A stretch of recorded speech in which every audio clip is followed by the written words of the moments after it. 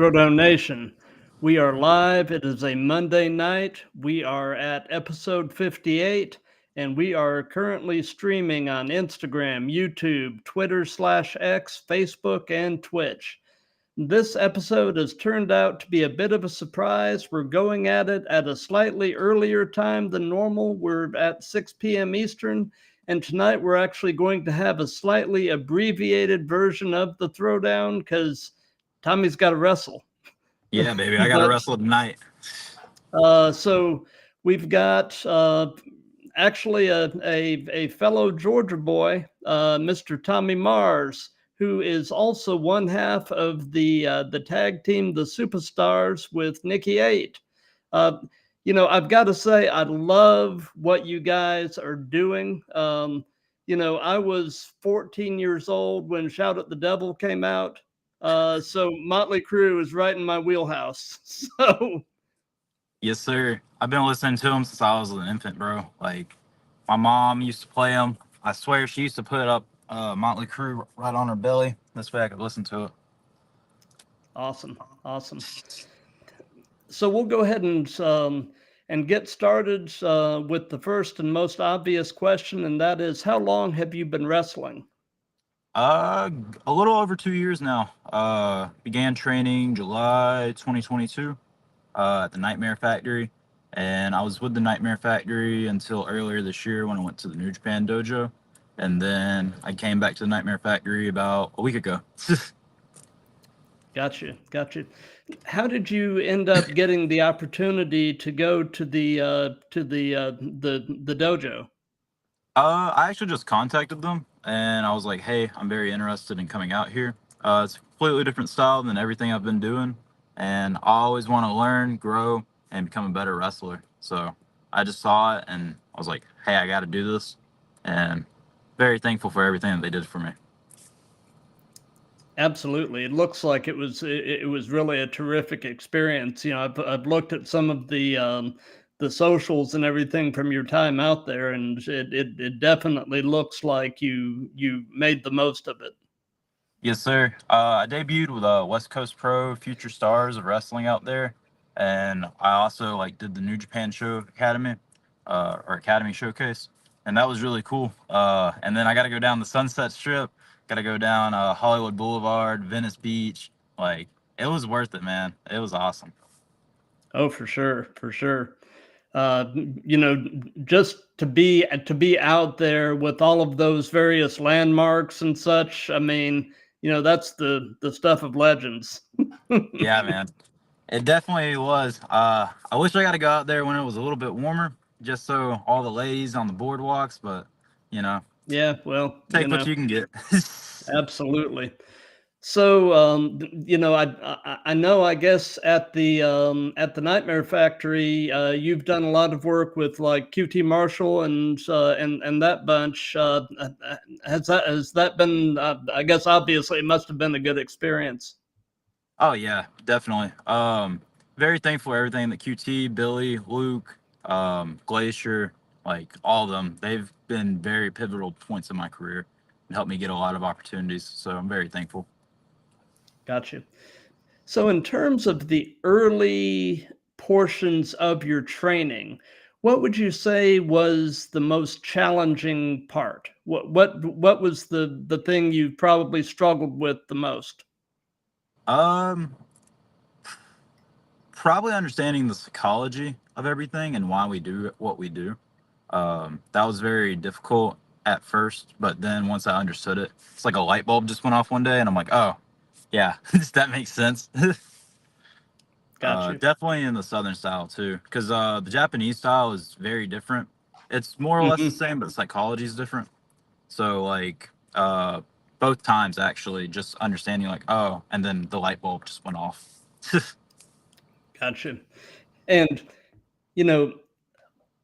one thing I've noticed as a fan, watching the Japanese wrestling, the interaction between the talent and the fans is very different because the Japanese fans are much more, I guess, stoic and very polite as opposed to a lot of the American fans. So it's kind of a different dynamic there. Yeah, I actually noticed that during my New Japan match too, because usually I'm out there with my drumsticks, getting the crowd all hype, getting them going. But this time I want to be more of a professional wrestler, uh, and go more of that approach.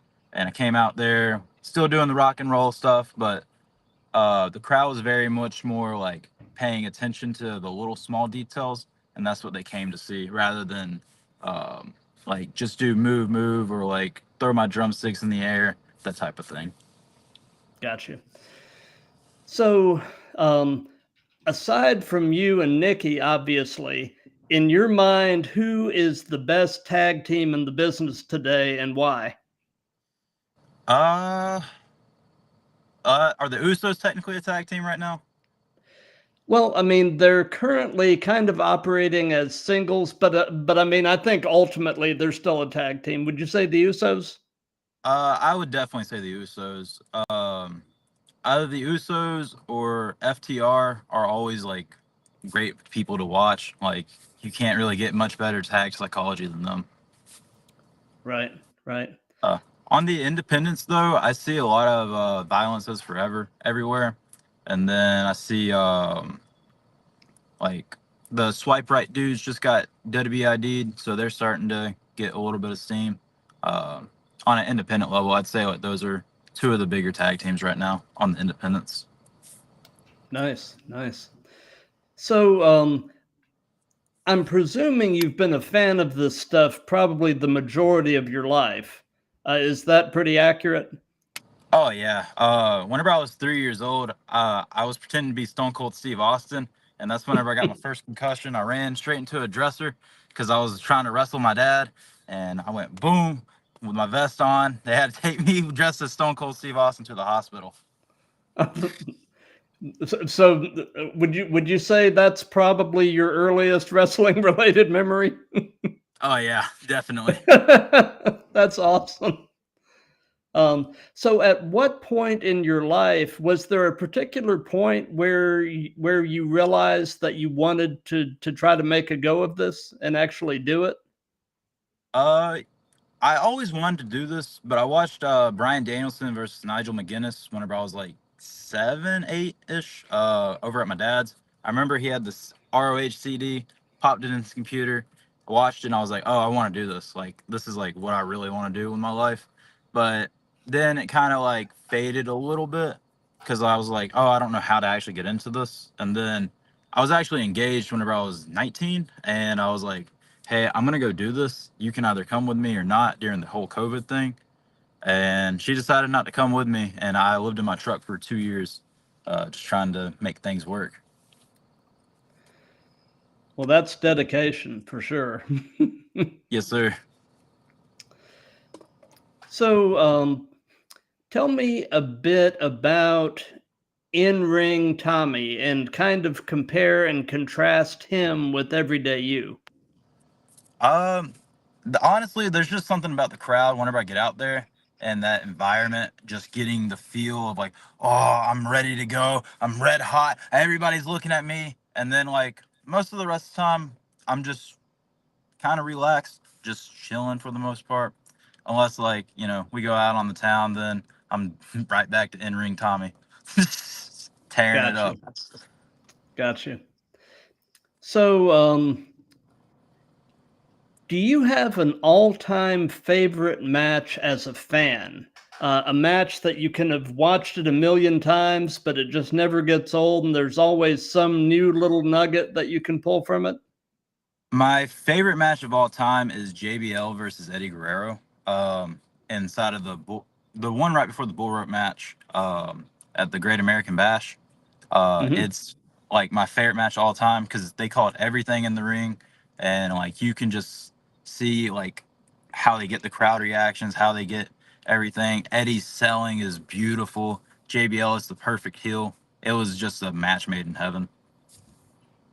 Absolutely. So, tell us about your very first match that you wrestled in. What was it like? How did it go? What were your thoughts about it? Uh, I was in Atlanta, or I was in Norcross, Georgia, basically Atlanta. It was Hmm. at the old Nightmare Factory studio. It was actually the last day that we trained there. did anything there. And it was against Jimmy Wild, who is killing it on the independent scene right now. And we actually had Glacier help us call our first match, which was pretty cool. And he set everything together, old WCW style. And I had to convince them to let me do a superplex, but we did a superplex. We did a code red. We went crazy, and then we ended it with a roll up and me grabbing the tights. But definitely had butterflies before and after. It went as good as a first match can go, honestly. Like our strikes weren't there yet. Like we were very green, but like with it both being our first match ever, and I came out as Tom Marciano inside of a boxing robe, doing the whole boxing thing because my grandpa used to be a boxer whenever he was a kid. His name was Tom, so it was like an ode to him. Very cool. Very cool. So, we've heard about the first match. Now tell us about your favorite match that you've been a part of. I got a couple actually. My recent one with New Japan. Um, just because I love that style. Whenever I was a kid, I always wanted to do that style. I always wanted to, like, I used to watch Japanese wrestling all the time, like especially in middle school and early high school. Like I was like staying up till like 4 a.m. to like watch Wrestle Kingdom and all that. Hmm. But we also got to wrestle QT and Billy Gunn. One at one of these Monday Nightmare shows, and that was really cool. Um, we wrestled the infantry a couple times. That was always fun. Uh, and then there's just like I wrestled Nick one time before, or Nikki, before we got going and running as a tag team, and we did a hardcore match type. It's the only one we've ever done, but we we used fire extinguishers. We used chairs. I power bombed them onto a stack of chairs and ended it with a big old elbow drop from the top through a trash can. So it was like classic WWE style. It was really fun. Got you. If you could only be one, would you rather be great in the ring or great on the mic? Great on the mic because that's where all the money's at. Most Yeah. definitely.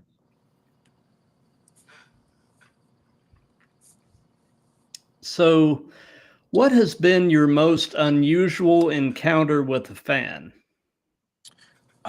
It was like my third match ever, and we had this lady pull out a pizza cutter because we Nick gave me a kiss on the side of the cheek, and this other Okay. dude we were at gave me another kiss on the other side of the cheek. And we were in like a small town in Tennessee, and she pulls out a pizza cutter front row and starts swinging it and throws it at us. And I'm like, what?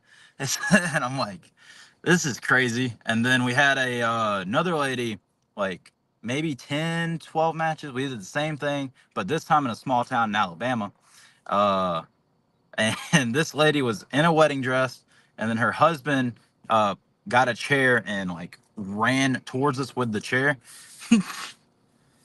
And then yeah, that one was wild too. We toned it down a little bit after that, Gotcha. So, especially in these small towns. no doubt, no doubt.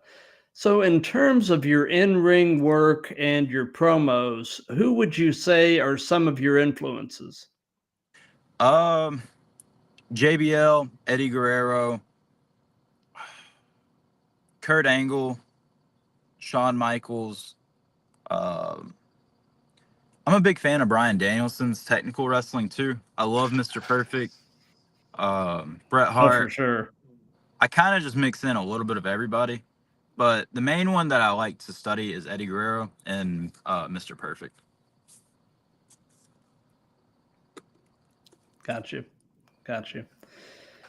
So, and this can be present day or past. Who would be a dream opponent? Who would Tommy Mars love to work? Uh, on the Japanese wrestling scene, I really want to wrestle Shingo Takagi, like so bad. Um, in WWE currently, it has to be Roman Reigns, but you know, uh, but in terms of like NXT, like I could do a killer match with Trick Williams. I could do a killer match with man, Ilya got called up, but I really want to wrestle Ilya Dragunov as well. And then Mm-hmm. AEW, like there's a list up and down. Been fortunate enough to wrestle like Lance Archer and the Righteous and Tony Nese and them. So, but Will Ospreay would be pretty fun. Um, I bet wrestling the Righteous was an interesting experience. Yeah, their aura is really cool. Like just their snapping Yeah. and then the lights going down. Like you Mm-hmm. can feel it whenever you're in the ring with them. Oh, for sure, and talk about a couple of guys with a lot of experience too. Oh yeah, and like Vincent is like one of the nicest dudes I've ever met. So, shout out Vincent. Absolutely.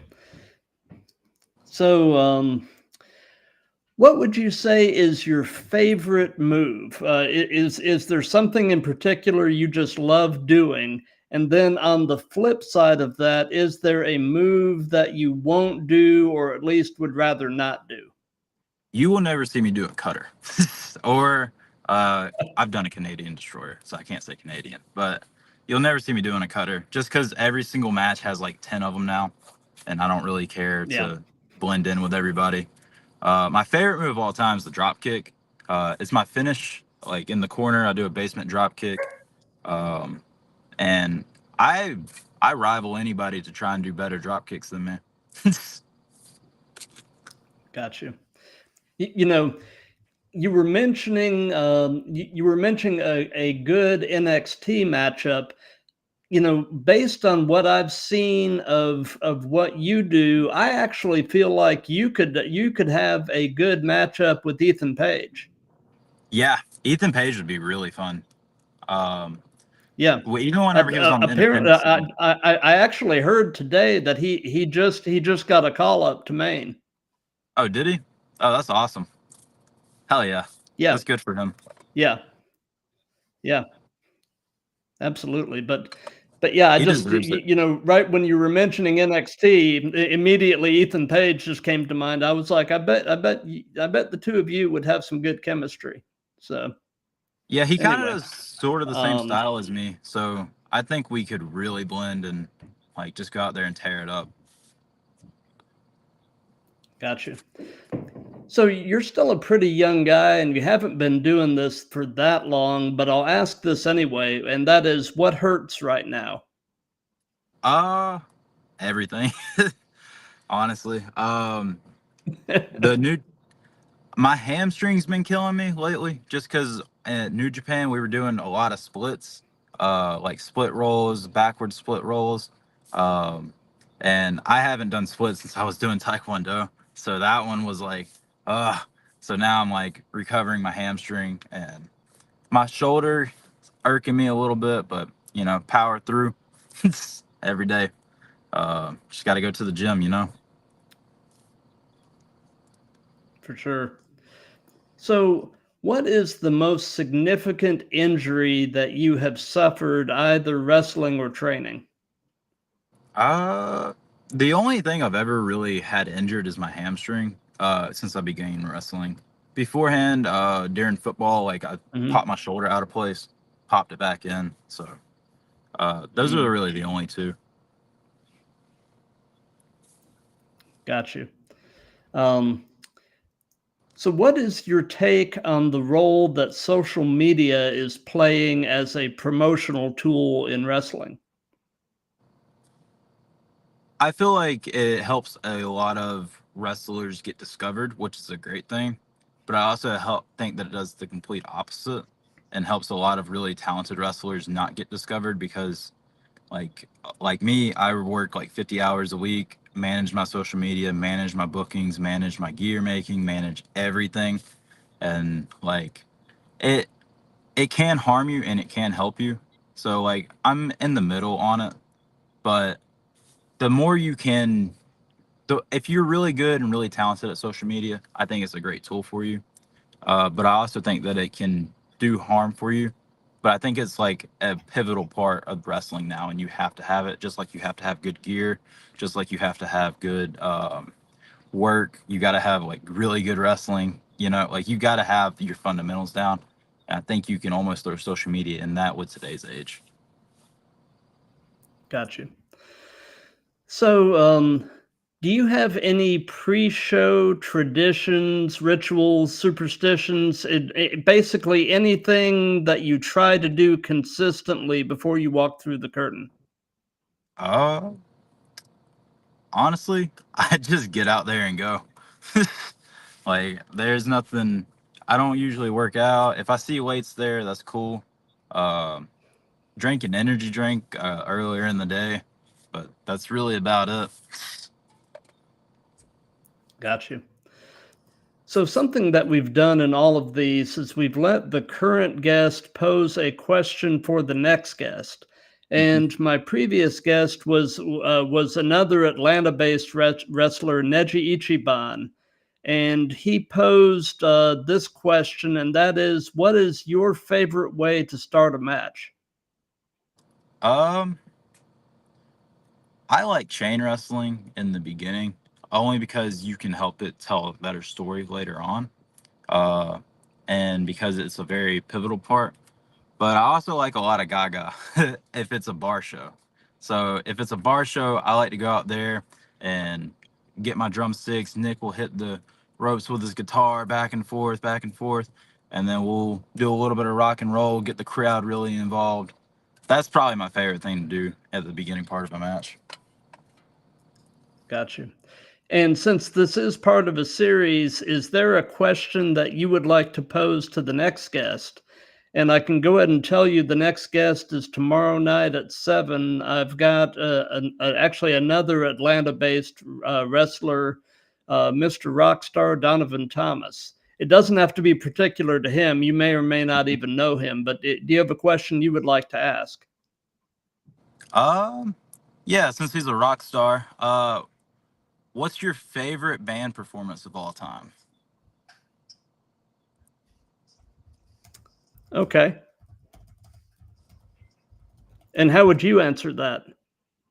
Um, I'm a sucker for the first time that Tommy Lee ever brought out the drum set, like the roller coaster. It's so good. I That's my dream entrance one day Oh, is to yeah. get a drum roller coaster, play the drums out before I go out. I don't care if I'm doing a 2-3 minute match, but that needs to happen at some point. Gotcha. So do you actually play drums? Yes, I do. I actually didn't play them before uh, I started this, but I've been learning over the last year, and I've always been interested in the drums, so I was like, yeah, might as well. But yeah, I've Gotcha. gotten pretty Gotcha. good at it Yeah, lately. I'm actually well, that's cool. I'm actually a hobbyist bass player. So, I definitely understand where you're coming from in terms of your love of music and wanting to kind of incorporate it into what you're doing. So Yes, sir. we're pretty much toward the end of things now. So do you have any upcoming shows or social media to hype or anything like that? Where are you at tonight? Where are you wrestling? I am in Watkinsville, Georgia for Monday Nightmares, and then I'm not gonna be there this Friday, but I'm gonna be at the following 3 Fridays TCW shows, and they're scattered all through Georgia. You can find them on Instagram, Facebook, Twitter. Um, And then we're going to be working Coastal Empire Wrestling in Savannah, Georgia, starting in January, and then we're going to be beginning working with Viral Pro Wrestling in February, March. So be on the lookout for all of Nice, those. nice. I So don't you've think got a anything's been bit. announced yet, but we'll throw that in there for you. Awesome, awesome. Well, anyway, I want to thank you for your time. I know you've got to get going, but anyway, like I said, tomorrow night at 7, I've got Mr. Rockstar Donovan Thomas. And then on Wednesday, the 11th at 7 Eastern, I've got a masked wrestler from Philadelphia by the name of Eric Black, who he's coming on. And then this coming Sunday, the 15th at 7 p.m., I've got episode 61 with another tag team, Death Rock City, who they're out of New York, and they're composed of Montilla the Killa and Duncan Only. And they are pretty much mainstays on the New York scene. Hell yeah. Sounds like you got a killer rock up, man. Yeah. Yeah, it's definitely, you know, the schedule is definitely full. And, you know, it's been a really great thing doing these. And like I said, Tommy, I want to thank you for your time. Hopefully sometime soon we can get you and Nikki back on and do a more full length, more in-depth episode, you know, and talk to both of you guys. But anyway, have a good night. Be safe, wrestle hard. And yes, and everybody, thank you for being on here with us, and keep